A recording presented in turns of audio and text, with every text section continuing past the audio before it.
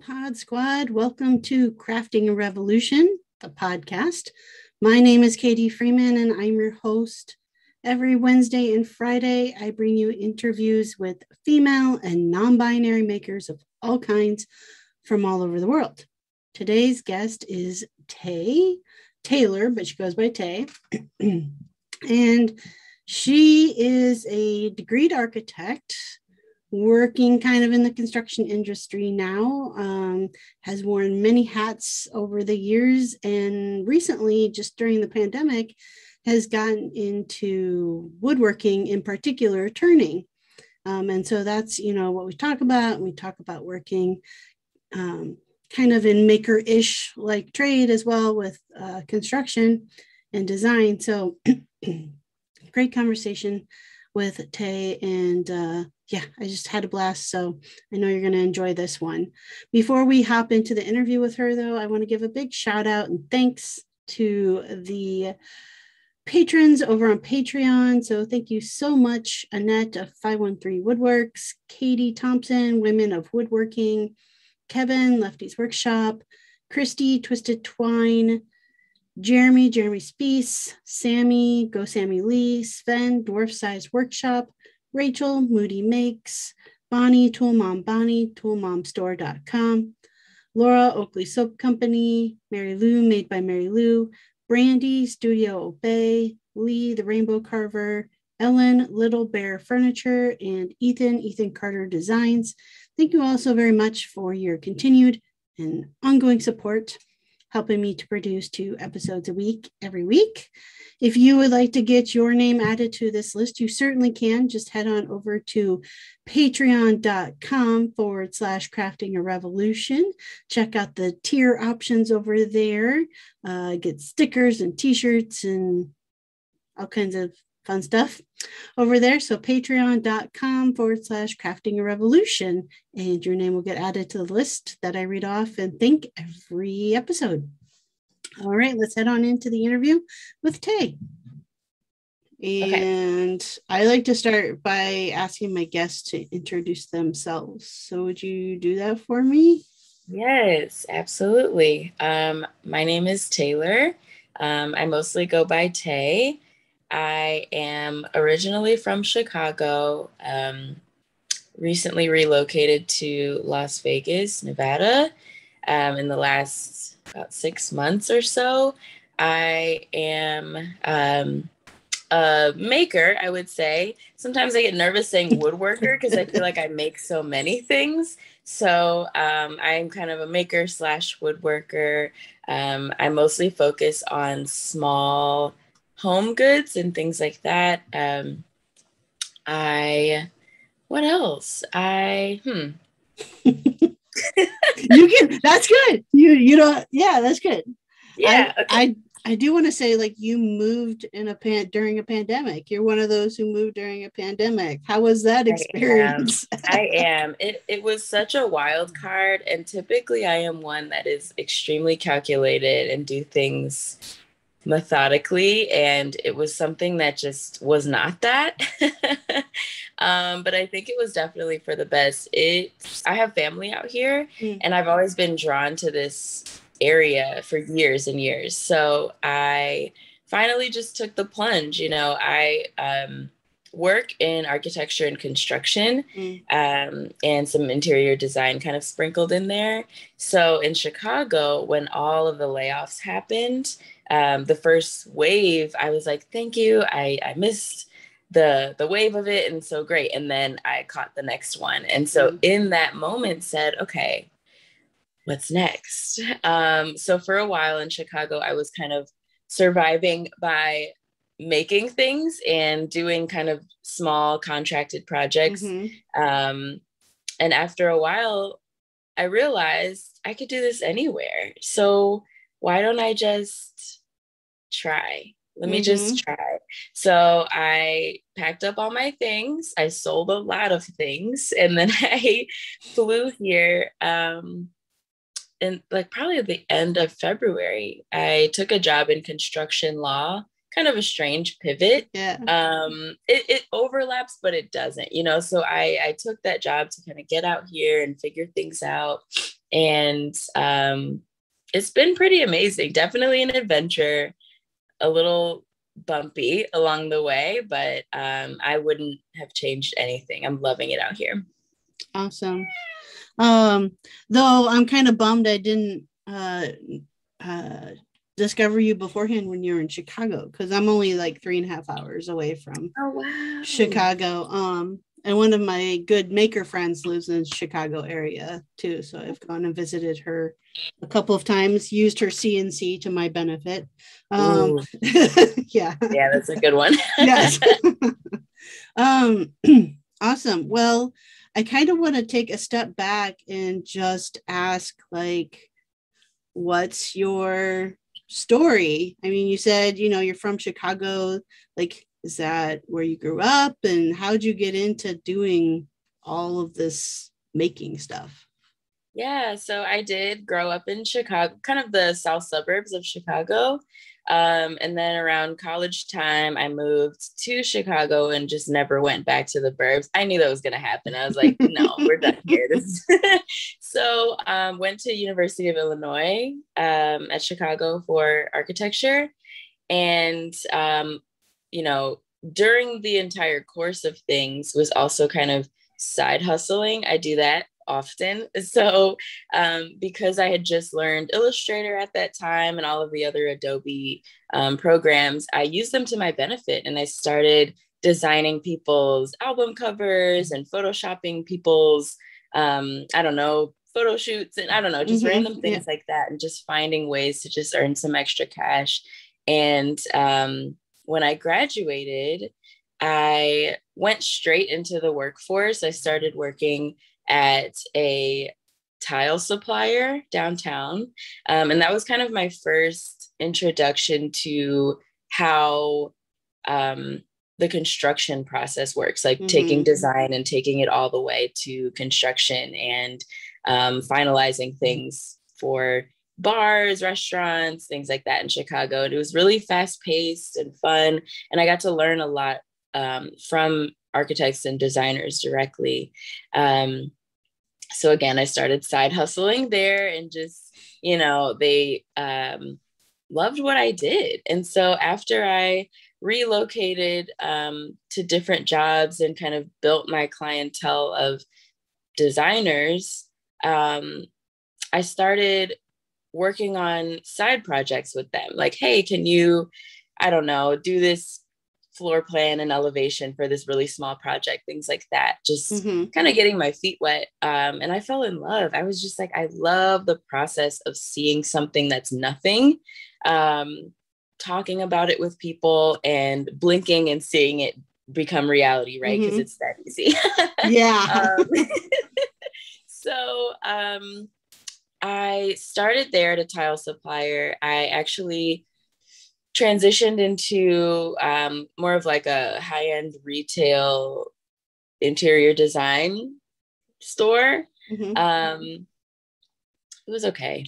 It was fine. It's okay. I just, it just wasn't for me. I think I was so yearning to be a part of the design process and not just sell and sell and sell and sell. I like to work with my hands, and I was working with my feet, and we were hustling through that store like crazy. But good for the experience of it all. So once I started to realize, okay, I like making, and perhaps this isn't going to be my 9 to 5, but I have to figure out how to do that. It makes me so happy. I ended up transitioning again to somewhere that was a lot more commercial. It actually was McDonald's. I don't know. Maybe I can't say that. Maybe I can. But like, so McDonald's corporate, they have a small team of designers and architects that are responsible for modernizing all of the old school locations that you've seen with the checker tile and the big Ronald McDonald statue looking scary. So now they all look a little bit more modern, and I was on the team that did that.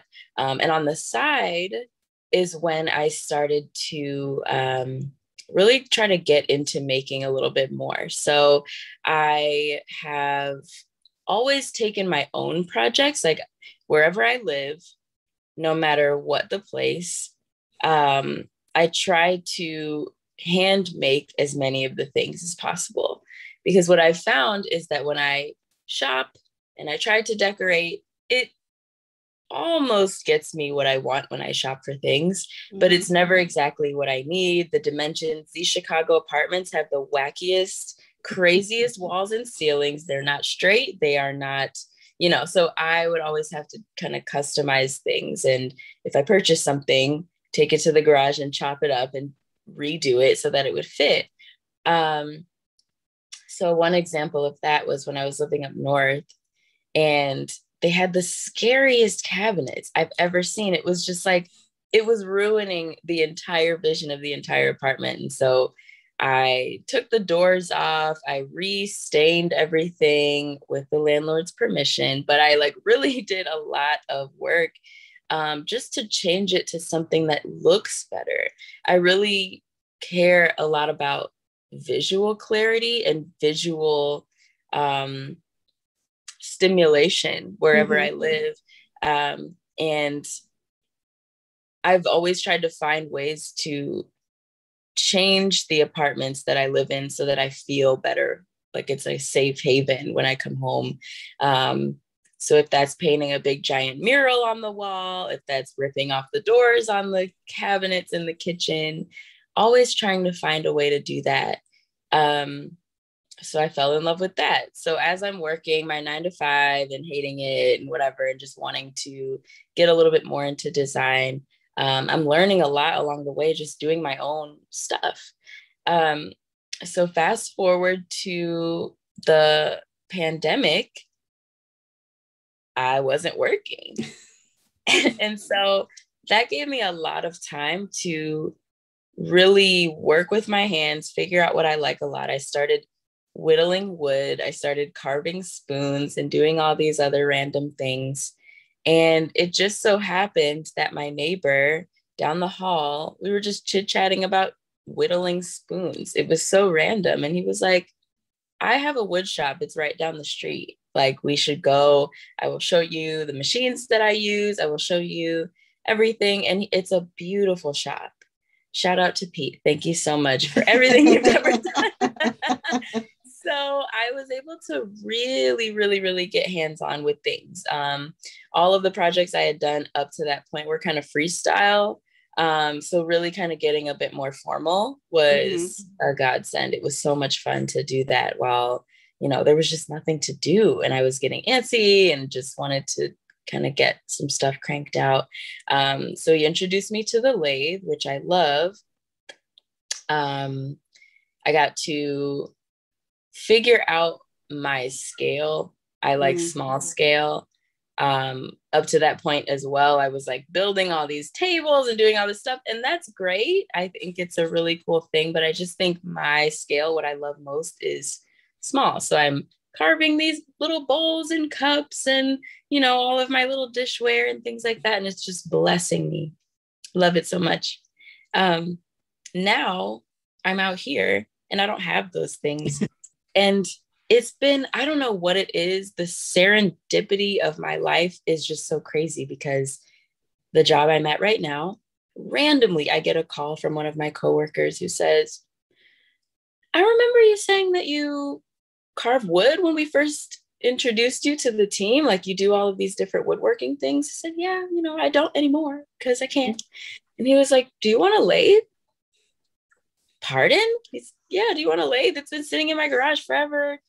Take it. If you could get it from California, I will give it to you. So I went to California and I got it, of course. So it's just been this amazing random support from random people that have just kind of helped me keep going on this journey.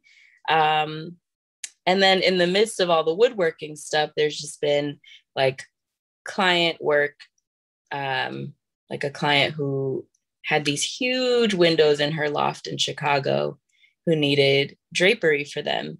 And I had just done some for my loft in Chicago with huge windows that were unbelievable. and I posted it online. Everything that I've done, usually the clients come from my social media. So she saw that and said, come on over and make my drapes. And so, sewing, designing, painting, that sort of stuff. All just from posting my little projects that I've done for myself. And it just has kind of grown from there. Hey makers. So today's podcast episode is sponsored in part by Alicia Van Osdal, who is the owner of Basil Blue Design Company. Alicia is a maker of all things, really. Her focus is on beautiful craftsmanship through woodworking, repurposing, refinishing, art, and sculpture. Her background includes 30 years of graphic design, logos, and branding. If you have an idea or concept and need a creative solution or graphic design, you can email Alicia directly at Alicia, and that is ALICIA at basilblue.com. Or you can visit her website at www.basilblue.com. And fun fact, Alicia actually designed the logo for Crafting a Revolution. So that is an example of the impeccable work you can expect if that is something you are in the market for. So be sure to look up Alicia again at her website, basilblue.com. All right, let's get back into the action. That's awesome. I think, how close were you when you were in working in Chicago to and I never remember it. The large block building that's where all the interior design studios are, their showrooms are. Are you talking it's downtown? Mm-hmm. Oh, Merchandise Mart, maybe? Yeah. Is it? Yeah. How close were you to that area when you were working in all of that world? I actually was across the street. When I was selling tile, I was right outside of Merchandise Mart, 1 block away. We were right on Hubbard, and I don't remember the other street, but it was right there. You could see it straight from the window. I think I've been in that tile shop. I made I made a trip to Merchandise Mart with a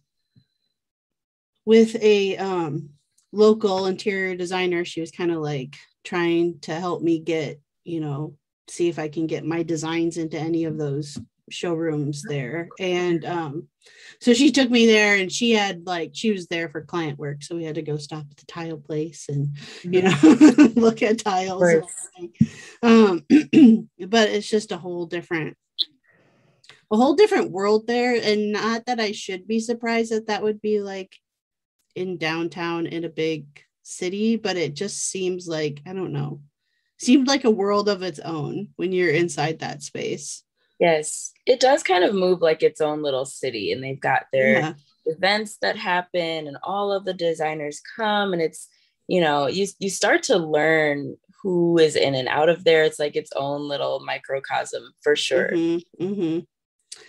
So I guess I'm a little bit curious. I mean, I understand you said, you were interested in kind of the making portion of all of that. But going the construction route, maybe more so versus designer route. I'm just curious, what made the construction route more appealing, I guess, than the designer route? Yeah, I think the designer route tends to, there's something about it that and maybe this is just with residential work, which was kind of what I was doing at that time. It could go forever. You could be talking to a homeowner about 3 swatches of paint for 6 months. And it's I think I just like the fact, let's get in there. Let's identify what we need. Let's get the contractors that we need. Let's get it done. Okay. Mm-hmm. Let's talk about the phasing of things, and let's knock it out and be done. And I just think that the pacing of construction suits me a little bit better. Now I love designing. It just has to be the right client. And I think I'm so picky with that I've just said, okay, let's start looking at construction. And I also think at that time, I wanted to get my feet wet in everything because they all overlap so much. So if you're a designer and you don't really understand the process of construction, you're going to piss off all of your construction workers when it's time to contract them, because that designer is not going to do it. They're going to have to know how to incorporate those people. So now that I'm a little bit older, I'm trying, I am pulling the parts that I love the most. And I think it's construction. Yeah. Yeah. Do you see maybe in the future being able to take all of these skills you've kind of like, picked and pulled from to turn into like your own studio, like you're being like a general contractor type thing? And yeah, that is my dream. I would love, like, if I'm not a general contractor, I would love to be the one pulling everyone that's a general contractor. So yeah. That is my dream. I just think I do know so much, or maybe just enough about so many things. But I am one person and I do work solo for the most part when it comes to my own stuff. So I feel like right now, it's funny that you even asked that. I'm at this little standstill of, okay, what am I supposed to do next? Because I am one person. I would love to, a couple things, have kind of a general contractor capacity. I would also love to have like a web store for the things that I make. My dream is to be at a farmer's market one day. All of these random things that just, I'm stuck because I love to make things, but how do I push it to that next level, Yeah. And I'm right there right now. Yeah. I'll send you some contacts when we're done of some female general contractors who kind of have similar backgrounds to you, and how they've like pivoted, just so you can chat. Okay, that'd be awesome, because it's like you look around like, oh, this is hard. This is going to be hard. Yep. And there's still not very many female general contractors out there. So yeah, I'll send you a couple names. But yeah, let's talk about the making and getting, I love that it's like, I feel like the pandemic has led a lot of people into like serious making. Because if you don't have work, what else are you gonna do? Like, right.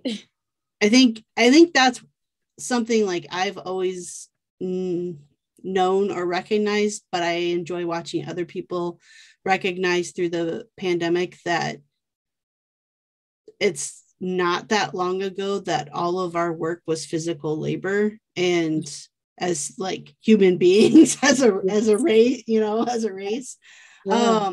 and that our bodies, I think, still yearn for that, even though so much of our worlds have gone to digital, right, into like full days on the computer type thing. That we still like, it's rewarding to our mindset and to our bodies to actually do like physical labor.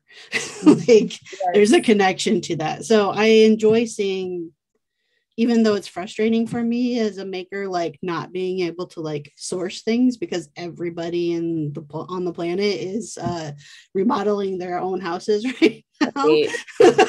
Yes, 100%. So can't find wood anywhere. Right. Besides that, it's nice to see that like people are rediscovering that for themselves.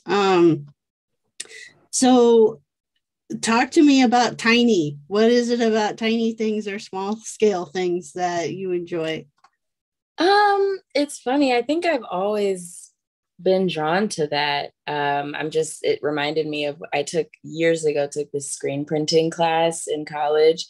And people were trying to screen print all these huge things, these giant, I mean, not giant t-shirts, but it's like all of these large scale or normal scale things. And I was over here screen printing like these little postcard sized artworks. Like everything was just, there's something so intimate and so special about it.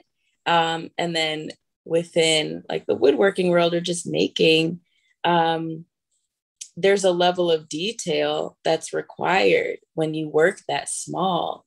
So a level of care that's required. And maybe just because I'm working as one person, I work slow because of that, because I want it to be perfect. I want every curve or every, detail to be special and intentional.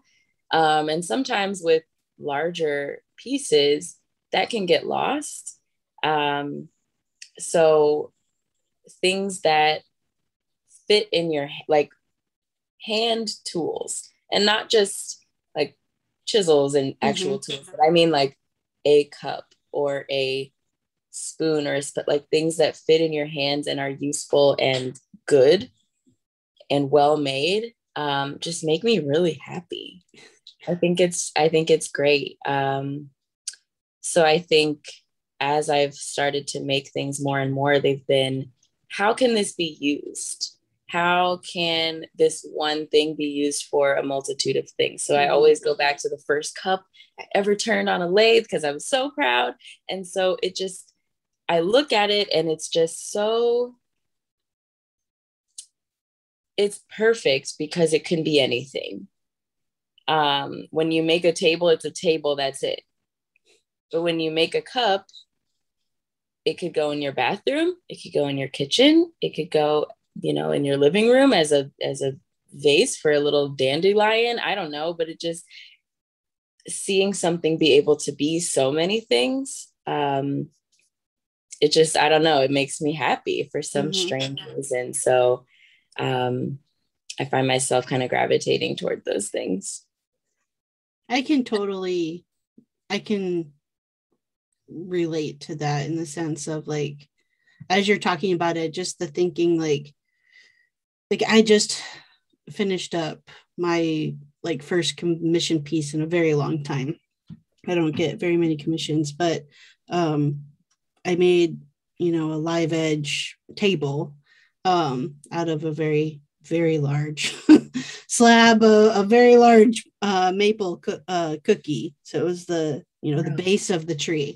And I'm finding myself, because until this table commission, like I've been doing more smaller things and just basically been focusing on like, I'm going to make whatever I want to make. And so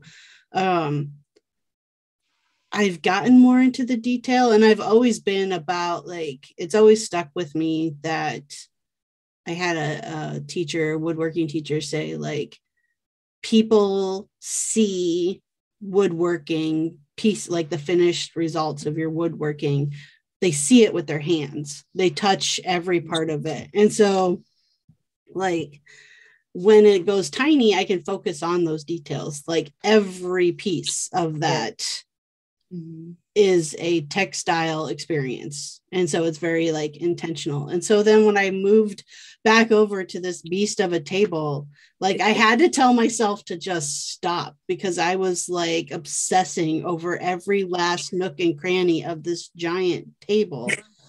And I'm like, what's the reality that she's going to really, that the client's really going to touch every last nook and cranny of this table? Maybe over time, but not like all at once. And so like I can walk away and say like, it's okay that it's not perfect. Yes. In this one corner of the underside of the table that she probably will never touch. Oh my God. But I enjoy, I mean, because I've started experimenting with intentionally adding textures, to like bowls and vases and stuff like that are smaller, because it's fun to watch people have those textile experiences with it. And so I think, yeah, it's interesting how they can, if you stay large, I think you lose context contact with that side of it. Yeah. Though I know I'm not alone to be one of the woodworkers who will sand the underside of a table to 220. Like you are going to make sure that every part of that thing is nice. But yeah. When it comes to, so you have a lathe now. That means you're able to do some turning again. Yes. Where's the space at? Are you like apartment living still in Vegas, or? Yes, I am tiny apartment living right now. I think this place is like 700 square feet, which isn't tiny, but me and Luna are two bodies in this place. Okay. So there's no, but I did add a garage on to my unit. So I pay a little bit extra, but I intentionally did that knowing like I don't have any tools right now, but I'm gonna, it's an incentive, right? I'm not just gonna throw this money away and then for nothing. So it's in the garage waiting for me to get active. It just got put in the garage, I'd say last week. So I'm just kind of gathering my thoughts and my wood, and I'm ready to start. I haven't done anything yet, but that's how I'm making it work. Everything that I do, I just do it in the garage, just to kind of keep this place a little clean. Yeah. Turning is like about just as messy as power carving, which is what I do. So except for power carving is fine dust, at least with turning it's like chips. Yeah. I do have to pause for a second. Is your cat's name Luna? My dog, yeah. Your dog. We have a cat named Luna. So hello, Luna. Popular name. In this room right now because I know when I start talking, she's like bombarding me and trying to be in the mix. So she's gonna have to join another time. That's fine. I want to talk a little bit about wood since you said like gathering your wood, because I know if you're from Chicago, the Midwest has plenty of wood.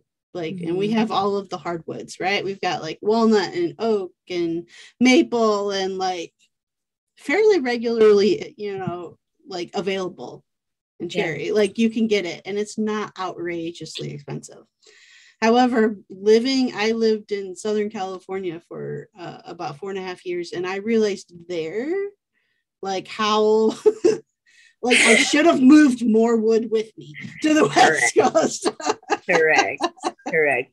Somehow it probably would have been less money to move big, gigantic hunks of wood all the way across the country. It's pretty crazy. It is. Didn't think about that. Didn't know. But you know what I've been doing, which has been pretty fun? I will find pieces, or some of my neighbors have donated pieces to me that they don't want anymore that are really good wood. So I have these big pieces of furniture that I know I'm not going to use, but plan to kind of just tear apart and redo. So we're making it work, but it's a press for sure. Yeah. It is kind of nice too, though, that like I'm using pieces that I don't know, there's just this like sustainability aspect to it, to kind of repurpose furniture pieces into something else. So it's sustainable for my wallet and it's sustainable for the earth, and just kind of consumerism in general. You're right. Everybody is remodeling their homes. Everyone is stealing all the wood. I saw that one video you posted months ago where you were like running with the wood that you carried. Cracking up because I was like, it is so true. Like whoever has all of the wood in their vaults of their house, they're probably sitting on gold. Like it's crazy out here right now. Hey, Pod Squad. So today's episode is brought to you in part by the Empowered Makers Online Festival. What is that, you may ask? Well, the Empowered Makers Online Festival is a totally free DIY party designed to inspire, empower, and educate so that you can stop that Pinterest scroll and be the powerhouse DIYing woman that you're totally capable of being. During this 4-day online event, you'll hear exclusive presentations from 12 incredible women, DIYers, and craftswomen covering topics like beginner electrical work, how to flip furniture, making time for DIY, and so much more. If you're ready to stop just dreaming about DIY and start taking some action, join us from September 27th through 30th for the Empowered Makers Online Festival. And we cannot wait to see what you create after you attend. To register, go to empoweredmakers.com/revolution. Again, that is empoweredmakers.com/revolution. And remember, it's a free event. So go ahead, go get registered at empoweredmakers.com/revolution and join us on the 27th through the 30th. I hope to see all of you there and cannot wait to see what you create. Let's hop back into the episode, which is funny because, I just recently, I lost my shop space. And so I moved everything home to our home garage, got it all worked. It's still not set up, but it's all in one spot now. And because of the move, like I've been sitting on some pretty large like slabs for a long time. It was like I went crazy when I decided to like start the side hustle business, and I just like went and bought all the slabs, right? And I was like, because this is what I'm gonna do. So I have these huge slabs. I'm like, I don't really do that anymore. And so I'm like trying to sell them on like, Facebook Marketplace, and nobody's buying. And I'm like, this makes no sense. You can't find wood anywhere, and yet nobody's buying this wood. Oh, that's funny. If it wasn't outrageously expensive to ship, I would ship to you. But thank you. I know it really they have it in a headlock, the whole process. And I know system. It's like, guys, okay, sheesh.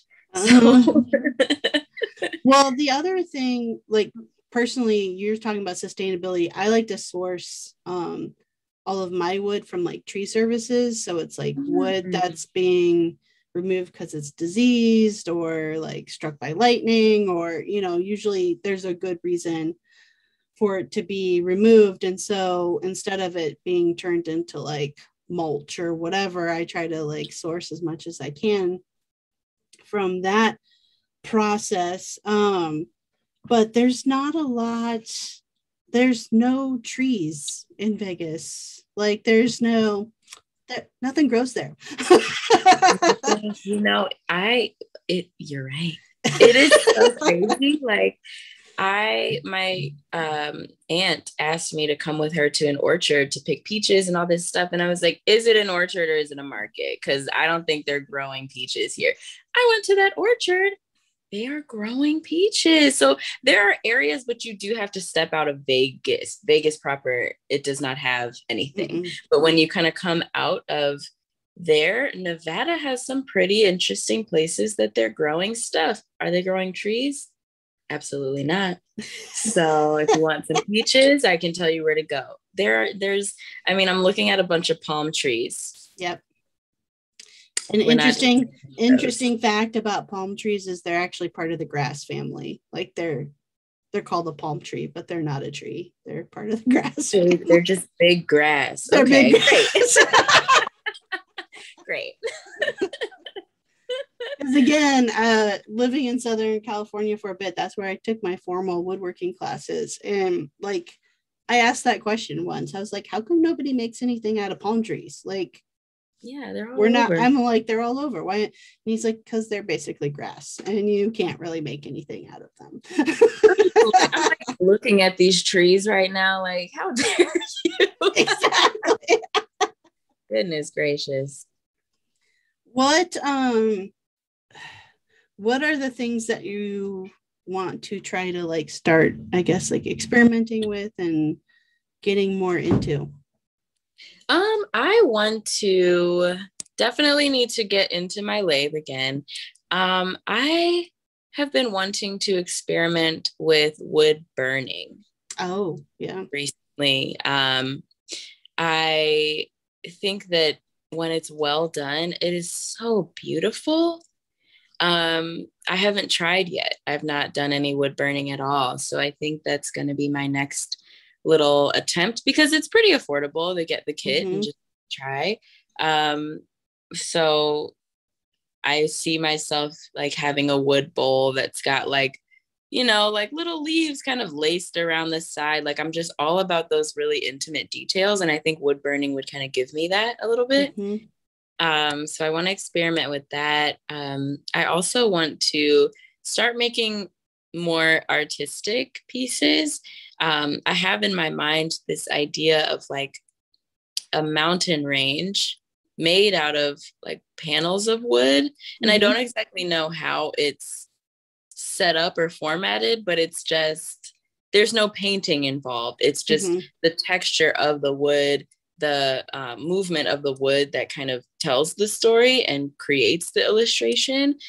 So kind of playing around with wood grain in that way, like in more of an artistic way.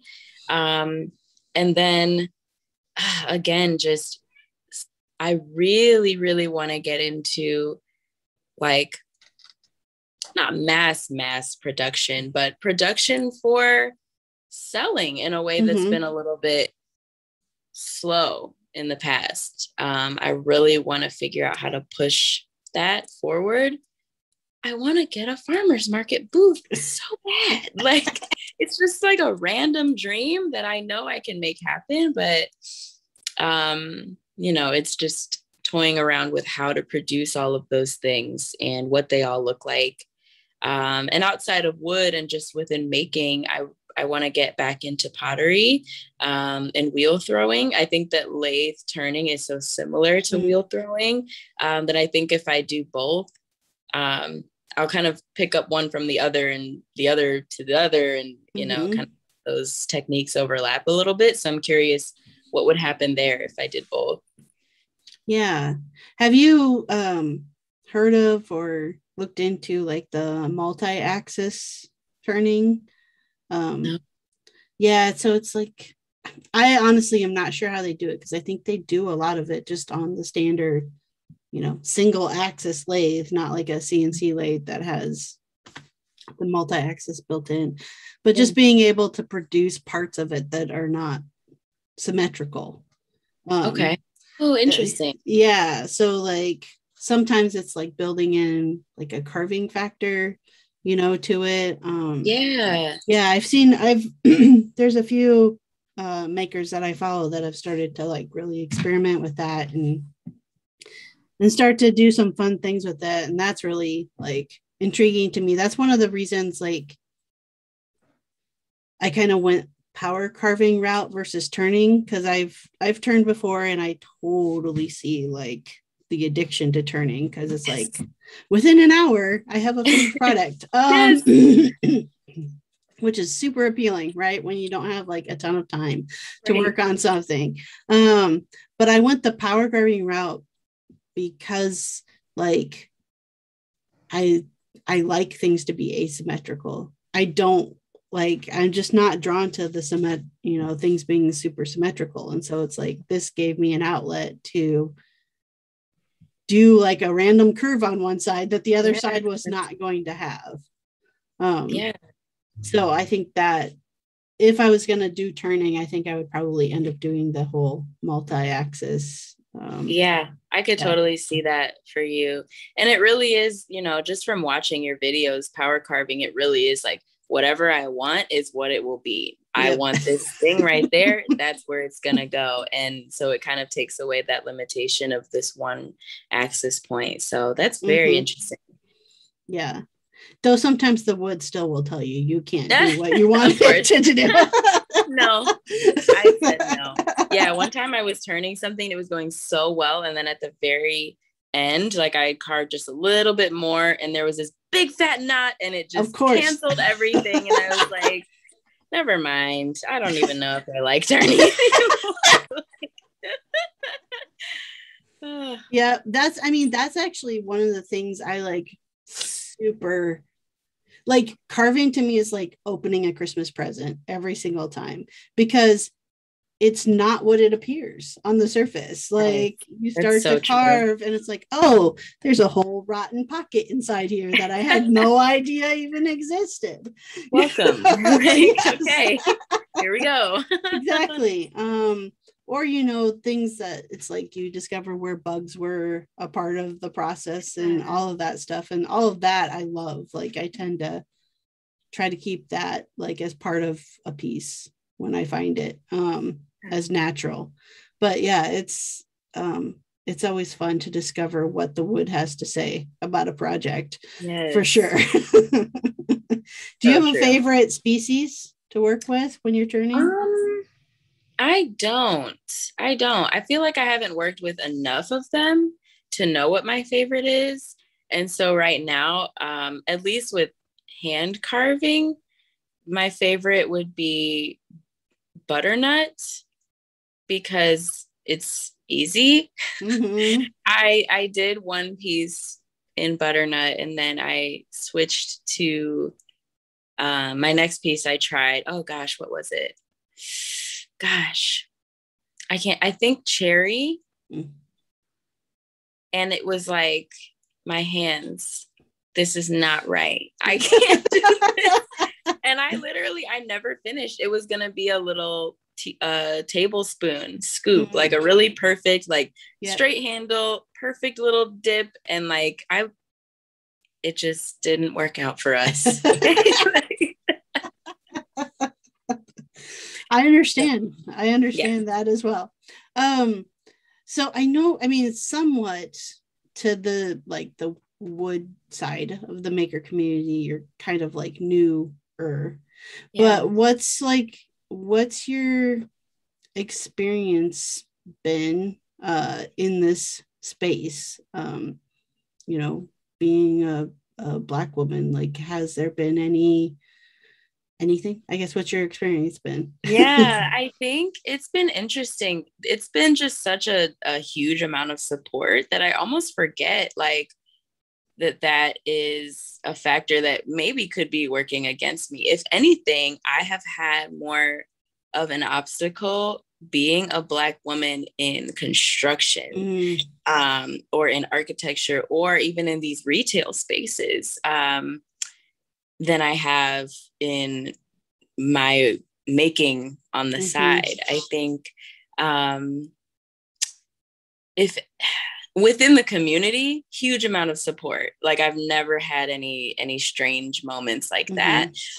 But I think people outside of the community who are just kind of observing what all we do, it's not a lack of support, but it's definitely a surprise is what I get the most. Like I am small and I am big in heart, right? And so and so I think when I go to Home Depot or I go somewhere and I'm getting tools, like the big real tools, and I'm doing all of these different things, people just sort of look like, are you sure? Do you know what you're doing? And I think it's more that like, it's a man's world and these are man's tools, and just sort of this not being taken seriously, like no one ever treating me poorly, but definitely sort of like, that's cute, the paint's over there, kind of thing. Yeah. So when I'm in the section, like the lumber section, and I'm with all the dudes, it just is a different kind of energy. And sometimes like this, oh my gosh, this was the best day at Home Depot ever. This man is so, I don't know your name, but you are nice. You are so helpful and so cool.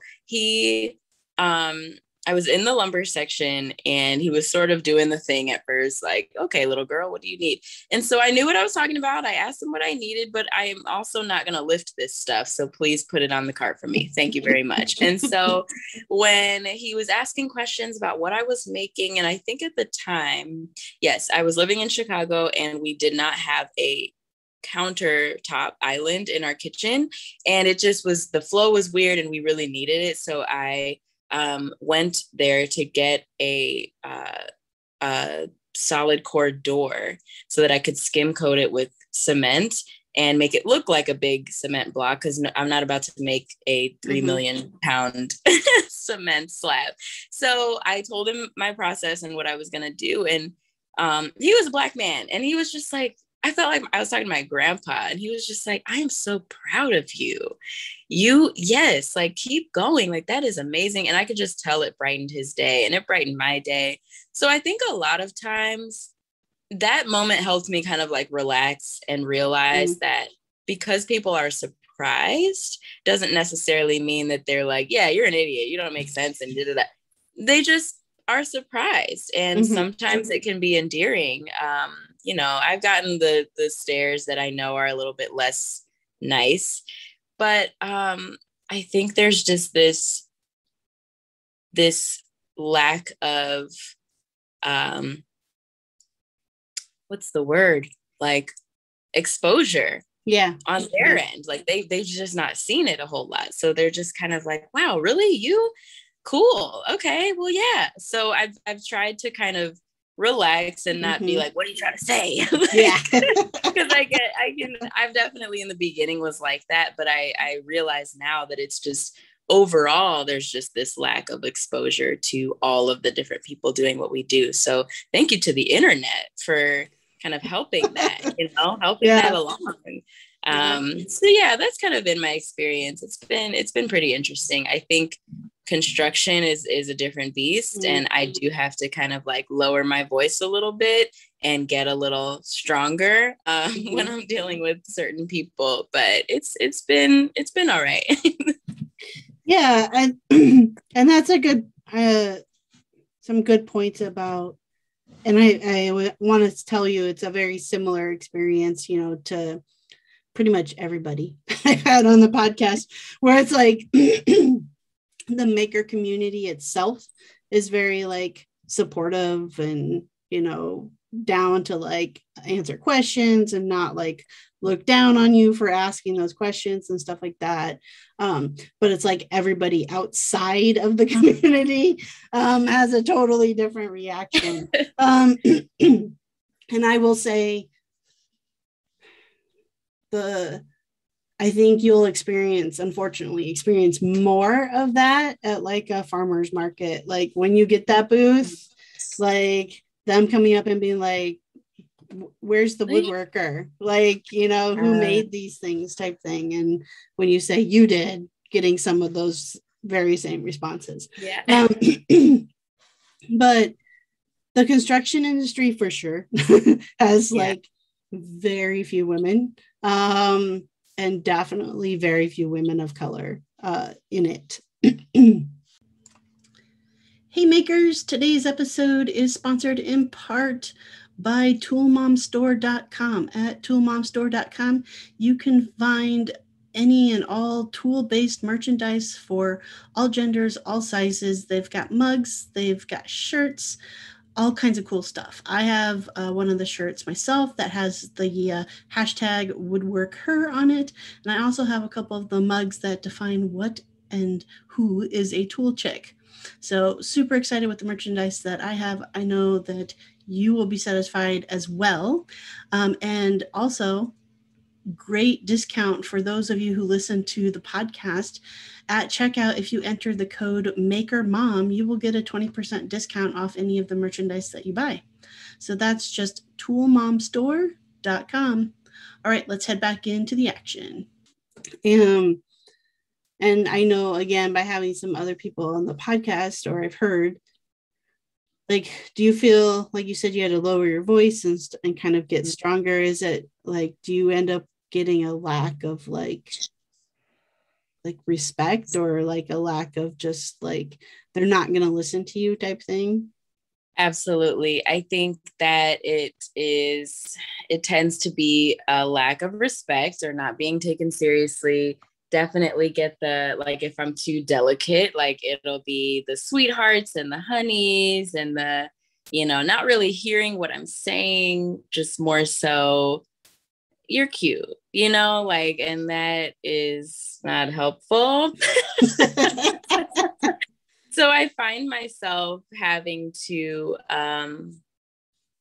be kind of sharp sometimes. Now, once you kind of disarm them and let them know, yeah, I actually know what I'm talking about. Now it's time to listen. You know, I've had, like, there was one time I spoke with someone who I don't know which, I think it was an electrical guy. And so I don't know what we were talking about, but we got on the subject of how I'm from Chicago. And he goes, man, I'm so sorry. I'm so sorry you're from Chicago. And I was like, yeah, I feel you. Cause I thought he was just like, yeah, because it's cold. And, you know, that's usually what the conversation was. He was like, it's so cold and it's so crazy. And so, but he kept pushing on, sorry, you're from Chicago. So I said, why? Why are you? And he said, what did he say? Something like, well, because of all the gangs, like, you're not in a gang, are you? And I said, no, sir, I am not in a gang. Like, I had to like literally get like, And so, and he was still so oblivious and was like, oh, okay, well, yeah, I guess you wouldn't be in a gang with that last name because my last name is Irish. Face palm. Like, you know, like, can we just talk about the scope of work? I just want to talk about the scope of work. We don't have to talk about it. I'm not in a gang. Neither is anyone in my family. So gosh, guys, you know, and again, I think even in that, like, he thought he's being funny, but it's impactful. I think it really does change how many people are even encouraged to get into construction, because it's something that sometimes I'm like, I can't handle this. I don't want to do this anymore. I'm just going to work like at a spa somewhere, like something just random, because I'm just so tired of that energy, you know? So there definitely is a lack of respect and a lack of really even not like knowledge or awareness that they're being disrespectful, you know? Like, I don't even think it's intentional. Sometimes it's been that way for so long that is the cadence of conversation for them. And so you have to be the one to get in there and be like, yeah, well, I'm here now, so that's canceled. I mean, I think you probably are alluding to it just by saying sometimes you're like, yeah, let's go work at a spot. But what's that? What is that like? What are those experiences like emotionally for you? Like having to kind of, to me, like you've got to put a mask on, like you've got to turn into somebody that's not necessarily like naturally, like that's not naturally you. I naturally am someone who likes to smile and be fun and also lean into my femininity because there's power in it, right? And I don't get to do that there. So there's some switching of my character for sure. I think emotionally it is not taxing in the moment, but over time it builds up to something that makes me want to give up sometimes, really. I'm still pushing. There are still days where I'm just like, I don't think I'm cut out for this, for that reason, because I have to be a different person. I think that is why I love making so much and selling what I make, because it's about me now. I'm not having to fit into what this world is that has already been created and, you know, has been moving in this way for so long. Most times I don't really want to be the one to go and change everything. Like, I think that right now there's so much being changed just in the landscape of so much of society, which is great. It's important that happens, but I don't know that we talk enough about how hard it is to do that, and how unfair sometimes it is that it rests on my shoulders and others' shoulders to be the ones to change it. And will it change, you know? So there's just all of these questions, and it is very, I definitely can get emotional about it sometimes, because when I realize, it's mostly when I look around and I realize how far we've come and yet how far we are is just like, I don't even know in my lifetime if it will be something that is an open space for me to just be me and be in this realm, which is why I dream of just, if I could make only and live and survive, I would totally do that. Like, I think I do love construction for a lot of reasons, but I think if I lived just off of my own stuff, I would probably step back a little bit from it, you know, which then even that's emotional because you're like, oh, well, now I'm not part of the change, you know, I'm not part of the allyship of all the people who struggle just like me. But it's exhausting, truly. Yeah. I guess I want to follow up with saying it's not right or fair that the bulk of pushing the change has to fall on the person who's most marginalized in the space. It should not be that way. And then saying like, I think it's absolutely perfect and great that you can create a space for yourself that's like safe for yourself. I know that resonates like with me. That's why it's like so many times I'm just like, I just want to make. And it's not just it's not just the joy of making, but it's because like I've created this world for me that I don't have to be anybody else. Exactly. I don't have to like change the pronouns of my spouse to make somebody else feel comfortable to be around me. Like I don't have to do that in my space. Like in my space, I can be queer as fuck and nobody else is around to tell me anything else. Like, exactly. And, you know, and I really believe strongly in like all of us being able to create our own spaces like that. And unfortunately, I just wish so hard that we could do that within the jobs that feed us, like that literally put the roof over our heads and like feed us. Like, I wish we could still have that same space, you know, and I think it should be allowed. I don't think we should be the ones who have to like, or that you should have to be the one to change. Like you should just be able to show up as you, and the rest of them, sorry, but fuck them. Like they should have to like change themselves. Yeah. You know, in that space. Do you have allies in that space? Like, do you feel like you have allies in that space? Interesting question. No, I don't know that I do. I think the people, there are others that are in a similar boat as me, but that's different than being an ally. No, I think that it's when it's that easy to exist, it's a challenge to be an ally. So why?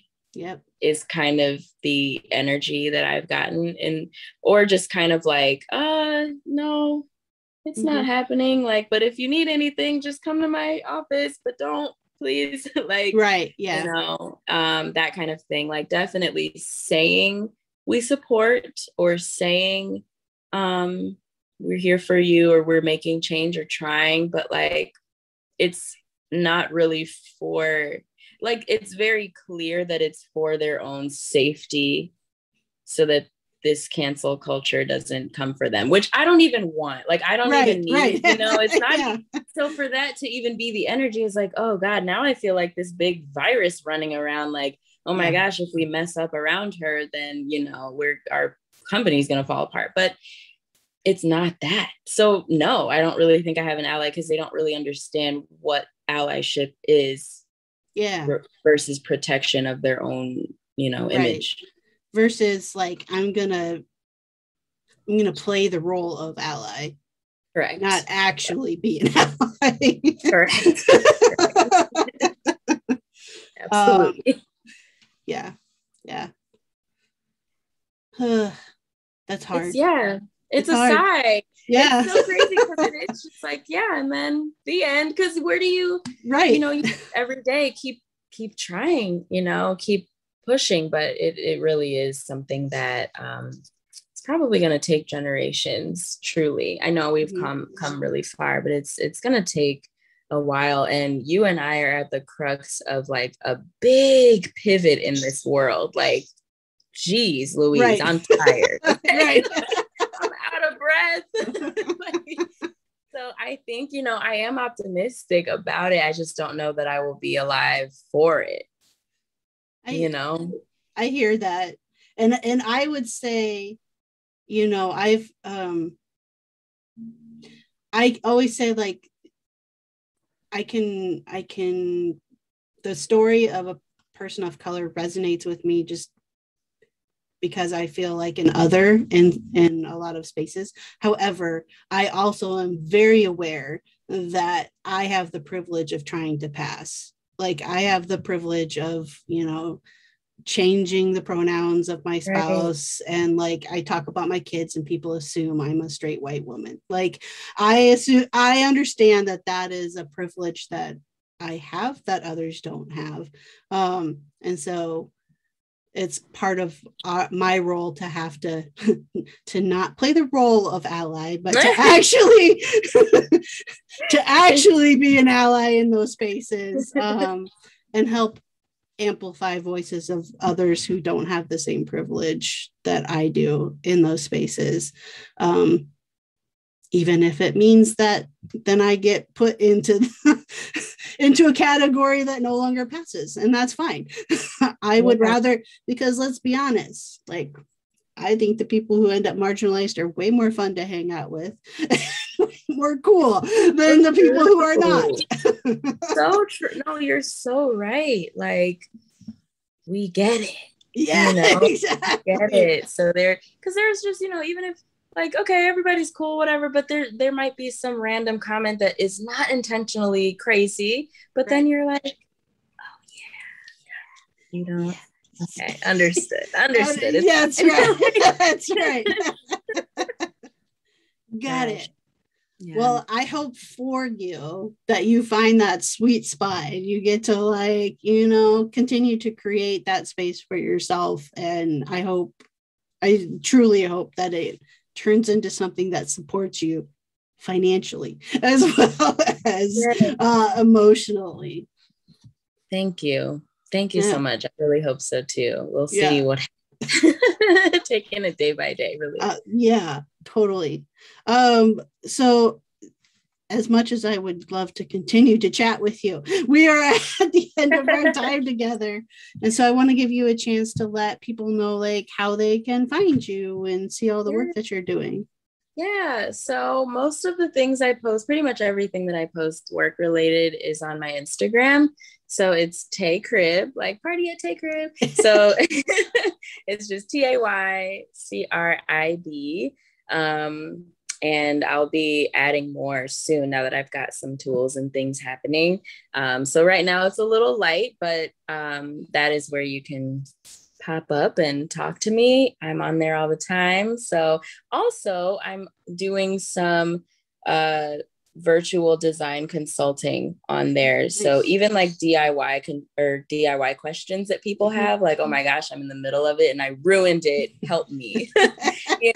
I have space on there for people to pop up and just talk to me about the things that they need help with, whether it's arranging a new gallery wall or starting a new project or redoing their kitchen or whatever. They can talk to me about that on there too. Awesome. Thanks so much, Tay, for talking to me today. I really enjoyed it. Katie, this was so fun. Definitely sad that the hour is over. I'm like talking to my friend. This is so fun. I really appreciate the time. Yeah, same here. All right, so again, that was Tay, and I'll include the links on how you can follow along with her in the description for today's episode. You can find that on your podcast app, or if you happen to be watching this on YouTube, check out the description box down below. If you enjoyed today's episode, please make sure that you subscribe, leave a review, especially on iTunes, Spotify, wherever you get your podcasts. And please share with friends, family, neighbor, dentist, dental hygienist, whoever, about the podcast, and help spread the word so all of these wonderful stories can be heard far and wide. When I am not making a podcast, you can find me designing and making furniture and other home decor at freemanfurnishings.com and at Freeman Furnishings on all the social media. I am active on a daily basis over on Instagram, where you can find me sharing and looking to inspire you to power carve and add bright, bold, and beautiful colors to your pieces of woodworking art. Make sure you follow along with the podcast too at Crafting a Revolution on Instagram. Say hey over there. It is the end of the week. I hope you all have a fantastic weekend. I've got a big weekend this Sunday, the 19th. I turned 40, so it's a big decade birthday for me. Looking forward to it. And also, fun fact, it's my wife's birthday as well. I won't tell you her age, though. But we will be having a big celebration in the Freeman household for sure. All right, everyone, have a great weekend. And as always, let's go craft a revolution. She, her, they got something they want to say. Solution for